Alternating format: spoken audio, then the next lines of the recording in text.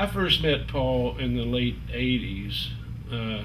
I just started playing with the Dickie Betts band and was starting to see a lot of Paul Reed Smith guitars and see a lot of people using them and read a lot about them, and I just thought, this seems like it might be a good instrument for me. So decided to call Paul, fairly new into his launching the instruments. He'd been around for a little while, but just to kind of see, what it felt like. And we kind of just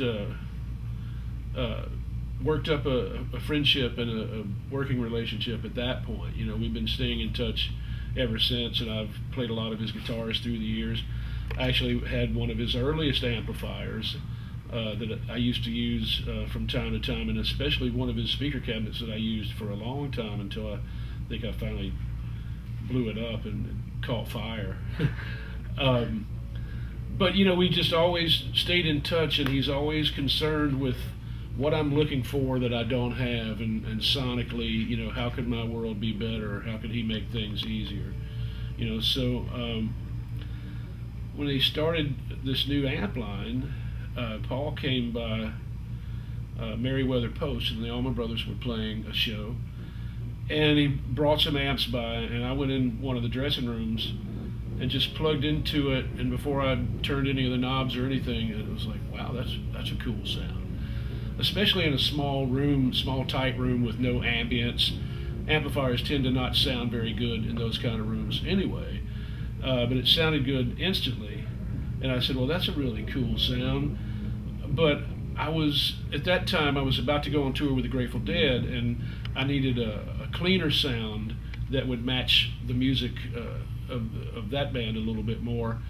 And I said, are you making something like that? And he and Doug were there, and he's like, oh, listen to this. And he just changed that amp, and all of a sudden it sounded more like a Fender Twin, but a little more charismatic for me. And I was like, well, that's cool. Already I've got two great sounds out of this, and we haven't even started turning knobs or having phone calls.